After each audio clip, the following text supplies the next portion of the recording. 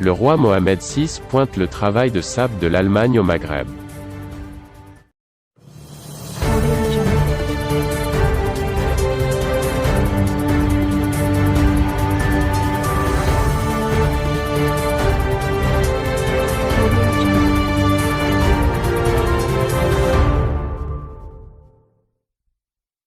Depuis presque 2 années, les relations entre le Maroc et l'Allemagne sont devenues glaciales. Le roi Mohamed VI a pointé le jeu de l'Allemagne dans la région. Loin est encore le bout du tunnel vers une normalisation des relations entre le Maroc et l'Allemagne. C'est l'un des principaux enseignements à tirer du discours du roi Mohamed VI prononcé à l'occasion du 68e anniversaire de la Révolution et du peuple, ce du 20 août. L'Allemagne n'est jamais citée nommément à l'instar de l'Espagne et la France, néanmoins des passages du discours ne laissent guère de doute sur l'identité du destinataire des reproches du souverain. Quelques pays, notamment des pays européens comptant, paradoxalement, parmi les partenaires traditionnels du Maroc, craignent pour leurs intérêts économiques, leurs marchés et leur sphère d'influence dans la région maghrébine, a-t-il déploré. Et d'enchaîner en constatant, avec étonnement, que plutôt que d'appuyer les efforts du Maroc dans le cadre d'un équilibre souhaité entre les pays de la région, des rapports ont franchi toutes les limites de l'acceptable, allant jusqu'à recommander que soit freinée la dynamique de développement de notre pays, au motif captieux qu'elle crée une dissymétrie entre les États maghrébins. Le rapport de trop, Mohamed VI se réfère probablement au rapport de l'Institut allemand des affaires internationales et de sécurité, un influent think tank, comptant parmi ses fidèles clients, le gouvernement d'Angela Merkel et le Bundestag.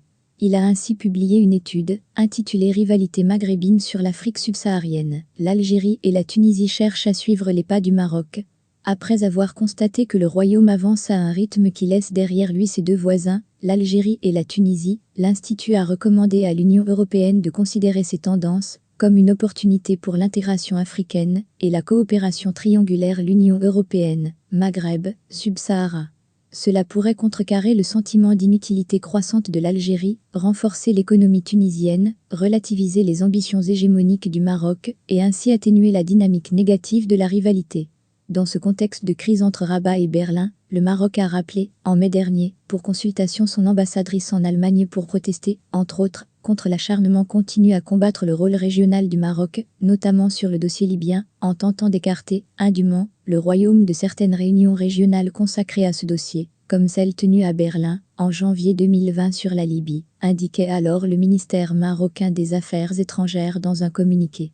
Signe de cette grave tension entre les deux pays, le rejet par Rabat d'une invitation du gouvernement Merkel pour prendre part à la conférence du 23 juin à Berlin sur la Libye.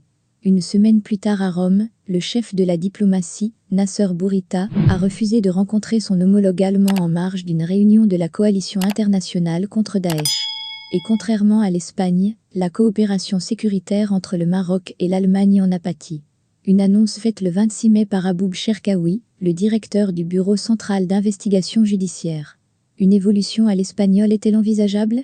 Les prochains responsables allemands entendront-ils les messages du roi Mohamed VI? L'Allemagne organisera des élections législatives le 26 septembre prochain. La chancelière Angela Merkel ne briguera pas un nouveau